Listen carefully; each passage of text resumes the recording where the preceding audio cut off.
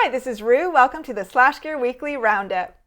Apple sued Samsung this week for patent infringement, saying that Samsung's Galaxy series smartphones and tablets intentionally copy the look and feel of the iPhone and iPad. Samsung is fighting back, suing Apple with a total of 10 patent infringement cases spread across Korea, Japan, and Germany. But hopefully all this won't affect the Galaxy S2 smartphone that's slated to launch May 1st. And our very own Chris Davies did an extreme unboxing for it. So, Samsung Galaxy S2, it was announced back at Mobile World Congress in Barcelona in February. Let's have a look and see what you get. It'll be interesting to see how this all pans out because Samsung is a major component supplier for Apple, but Apple is also one of Samsung's biggest clients, so they're sort of codependent. Well, unless Samsung signs up another big client. This week there was speculation that Samsung may be building an Android tablet for Amazon. An Amazon tablet would be the ultimate competitor against Apple's iPad because it can compete both on price and distribution, as well as provide an ecosystem of services. As you may recall, Amazon recently launched their own Android app store. They have their Kindle eBooks platform, they launched video streaming for Amazon Prime subscribers, and they have their own music store and even a digital locker for streaming music. However, Amazon experienced some serious hiccups this week with their Amazon Elastic Cloud Computing service, which knocked down a bunch of sites across the web, including some famous ones like Foursquare, Quora, and Reddit. The cloud was certainly having some problems. Sony's PlayStation Network, which delivers games, movies, and more to its over 70 million subscribers, also went down this week. Sony is still investigating the issue. All this just raises concerns again about our reliance on the cloud. But cloud computing is certainly here to stay, and both Apple and Google are racing to launch their own cloud-based music streaming service. It was reported this week that Apple is almost done with just 2 more licensing deals to close, whereas Google can't seem to reach any deals with the record companies. In fact, Google may change strategies altogether and partner up with Spotify.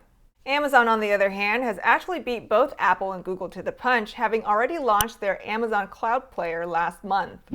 Apple's second fiscal quarter earnings reports came in, showing revenue nearly doubled from a year ago, now reaching $24.67 billion with a net quarterly profit of $5.99 billion. Mac sales increased by 28% from last year, and iPhone sales more than doubled from last year thanks to the Verizon iPhone 4.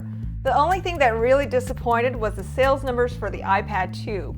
Only 4.69 million units were sold compared to the expected 7 million.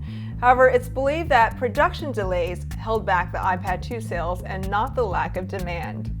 And now demand for a white iPhone 4 may finally be fulfilled. It is pretty much confirmed that the white iPhone 4 will launch in Europe starting April 27th thanks to a leaked internal memo.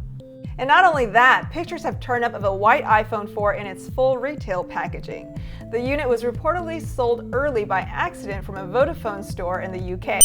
Would you get a white iPhone 4 if the iPhone 5 is fast approaching? Not only are most sources claiming the iPhone 5 to arrive in September, a Verizon exec may have let it slip that the next iPhone would be a world phone capable of both GSM and CDMA. Sources further claim that a prototype iPhone with an A5 chipset has been sent out to high-level game developers for them to start optimizing games for the faster and more powerful hardware. The A5 is currently used on the iPad 2 and is said to have twice the processing speed and up to 9 times faster graphics than its predecessor.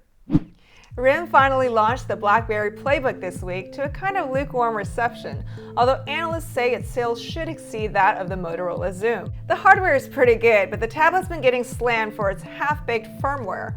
Basic functions such as email, calendar, and contacts require the tablet to be used in conjunction with a BlackBerry smartphone. However, updates for the OS do seem to be coming promptly, and it should eventually be able to support Android apps.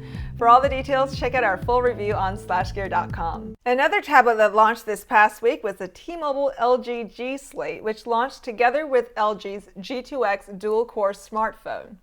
I won't go into any details since we have full reviews for both devices on SlashGear.com, but I will note that the G-Slate tablet comes with 3D glasses.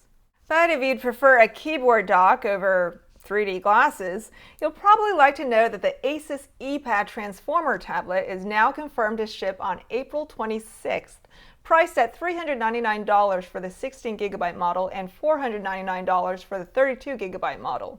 However, the optional keyboard dock that turns it into a laptop and boosts battery life to 16 hours will be an additional $149. And another tablet with an interesting accessory is the HTC Flyer, which can be used with an optional stylus. The 16GB Wi-Fi only version will begin pre-sales at Best Buy on April 25th for $499. And one more tablet I need to mention is the Acer Iconia Tab A500. It is expected to ship today and has been available for pre-orders at Best Buy. We also have a full review of that tablet on SlashGear.com. That wraps it up this week. Make sure to check out our featured columns in the SlashGear 101 series. Thanks for watching. This is Rue with SlashGear. We'll see you next time.